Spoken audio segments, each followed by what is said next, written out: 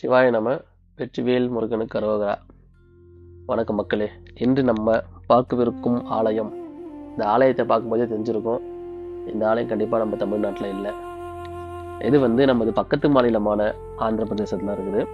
மற்ற இன்னும் டீட்டெயில்ஸ் எங்கெங்கே எந்த இடத்துல இருக்குது, எப்படி போகணும், அதை நான் வீடியோ முடிவில் உங்களுக்கு சொல்கிறேன் எப்படி போகலான்னு. அடுத்து நம்ம இந்த கோயிலை பார்த்தீங்கன்னா ரொம்ப அருமையான கோயில், சூப்பராக இருக்குது. எனக்கு நான் போய் பார்த்ததுல எனக்கு ரொம்ப பிடிச்சிருந்தது இந்த கோயில். இந்த கோயில் கட்டின வருஷம் பார்த்தீங்கன்னா ஒரு 2022 தான் கட்டியிருக்காங்க. ஒரு கட்டின வந்து வைவி சுப்பாரெட்டி என்ற ஒரு தனிப்பட்ட நபர் கட்டியிருக்காரு.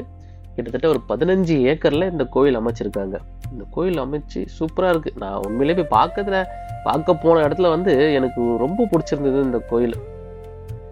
எப்படின்னா ஃபுல் அண்ட் ஃபுல் இந்த கிரானைட்டு, மார்பிள்ஸு இதை வச்சு சிலைகள்லாம் செஞ்சுருக்காங்க, ஃப்ளோரிங் போட்டிருக்காங்க, அருமையாக இருக்குது. அதே மாதிரி கோயிலை சுற்றியும் பார்த்தீங்கன்னா துணை தெய்வங்களாக இந்த இப்போ பார்க்குறீங்களே விநாயகர், முருகர், அதுக்கப்புறம் நடராஜர், பைரவர், ஆதி பைரவர், கால பைரவர், மகா பெரியவர், அதுக்கப்புறம் ஐயப்பன், இந்த மாதிரி நிறைய சிலைகள் வச்சுருக்காங்க. ஆதிசங்கரர், அந்த மாதிரி நிறைய சிலைகள் அருமையாக செஞ்சு வச்சுருக்காங்க.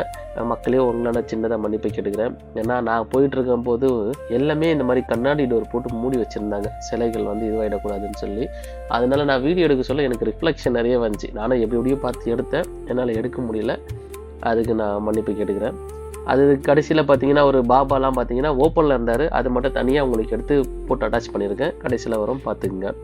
இந்த மாதிரி அருமையாக இருக்கும். நீங்கள் நார்த் சைடில் பார்த்தீங்கன்னா தான் இந்த மாதிரிலாம் பண்ணுவாங்க. இந்த மார்பல்லையே அருமையான சிலை, அருமையாக சூப்பராக இருந்தது. ஒவ்வொரு சிலையும் சூப்பராக இருந்தது. இந்த மாதிரி பார்த்தீங்கன்னா சக்கரம், அதுக்கப்புறம் சக்கர தாழ்வார், அதுக்கப்புறம் இந்த மகா பைரவர், அந்த மாதிரி நிறைய சிலை வச்சுருந்தாங்க. சூப்பராக இருந்தது, பார்க்குறதுக்கும் அருமையாக இருந்தது. ஒவ்வொரு சிலையும் தேடி இப்போ அடுத்து என்ன சிலை இருக்குன்ற மாதிரி போச்சு எங்களுக்கு. இப்போ நீங்கள் பார்க்கறது பார்த்தீங்கன்னா 12 ஜோதிர்லிங்கமும் ஒரு சின்ன வடிவில் வச்சுருக்காங்க. இது நடுவில் மலை மாதிரி இருக்கு பார்த்தீங்களா, அது கேதார்நாத்தில் இருக்க ஜோதிர்லிங்கம். நம்ம தமிழ்நாட்டில் இருக்கிற ராமேஸ்வரம் ஜோதிர்லிங்கம் தான், அந்த வடிவிலையும் சிவலிங்கம் வச்சுருக்காங்க. இந்த ஜோதிர்லிங்கத்துக்கு போக முடியாதவங்க இங்கே பார்த்துக்கலாம். அந்த மாதிரி ஒரு நல்லா இருந்தது. இது பார்க்கும்போது ரொம்ப சிறப்பாக இருந்தது. அடுத்து பார்த்தீங்கன்னா நவகிரக லிங்கங்களும் வச்சுருந்தாங்க அங்கே உள்ள, அருமையாக இருந்தது. ஒவ்வொன்றுக்கும் அது மாதிரி தனித்தனியாக விசேஷங்கள் நிறைய இருக்குது இந்த கோவிலில், சூப்பராக பண்ணியிருந்தாங்க.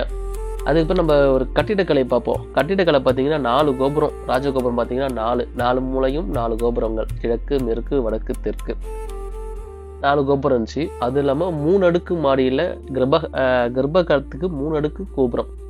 அதுவும் பார்த்தீங்கன்னா அறுமுக கோணம், எக்ஸகன் சொல்லுவோம் பார்த்தீங்களா, அறுமுக கோணத்தில் அமைச்சிருந்தாங்க. இந்த அறுமுக கோணத்தில் அமைச்சிருக்கும் போதும் உங்களுக்கு அருமையாக இருந்தது. நீங்கள் 4 வழியிலும் போய் பார்க்கலாம். 4 கோபுரத்துலேருந்து வந்தாலும், நீங்கள் 4 திசையிலேருந்து வந்தாலும், 4 திசையிலேயும் நீங்கள் போய் நேராக இறைவனை பார்க்கலாம், சிவலிங்கத்தை பார்க்கலாம். இந்த சிவலிங்கமும் பார்த்தீங்கன்னா சிறப்பு மிக்க சிவலிங்கம் தான். கோதாவரி நதிக்கரையில் தோண்டும் போது பூமி கடையில் இருந்து கிடைச்சதாக சொல்கிறாங்க. சிவலிங்க திருமேனி ரொம்ப பெரிய திருமேனியாக இருக்காரு ஐயா, அற்புதமாக இருக்காரு. அதே மாதிரி 4 வாசலிலையும் 4 நந்தி பகவான் இருக்காரு. அவர் காவல் கற்று கொண்டு இருக்கிறாரு 4 மூலையில இருந்தோம். நீங்கள் ஒவ்வொரு மூலையிலேருந்தும் போய் பார்த்தீங்கன்னாலும் ஒவ்வொரு நந்தி பகவான் இருப்பார். இதுதான் நான் சொன்ன பார்த்தீங்கன்னா 4 மூலையிலேருந்து ஒவ்வொரு கோபுர வாசல் வர வழி, அந்த கோபுர வாசல் வர வழி, எதிர் கோபுர வாசல், பின்னாடி இந்த கோபுர வாசல் வர வழி, 4 கோபுர வாசல் இருந்தும் வந்தால் நீங்கள் பார்க்கலாம்.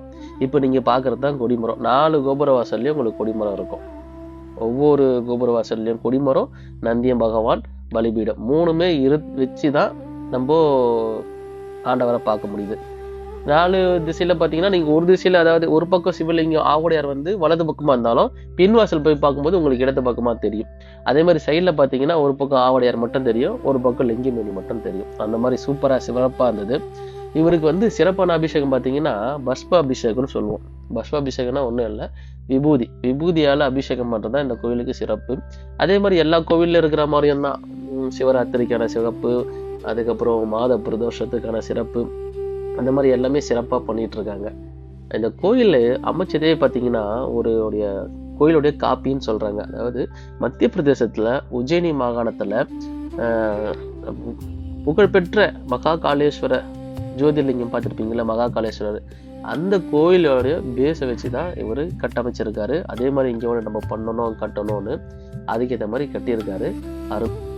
இப்போ நம்ம கோயிலுக்கு போகிற வழியை பார்க்கலாம். இப்போது அது வந்து நீங்கள் ரயில் மார்க்கமாகவும் போகலாம், விமான மார்க்கமும் போகலாம், தரை மார்க்கமாகவும் போகலாம். ரயிலில் பார்த்தீங்கன்னா ராஜமுந்திரிலேருந்து இறங்கி 1 கிலோமீட்டர் தான். பஸ் வசதிகள் நிறைய இருக்குது. அதே மாதிரி ராஜமுந்திரி கேட்டு வந்துட்டிங்கன்னா அங்கேருந்து ஆட்டோ பிடிச்சிட்டு வந்துடலாம்.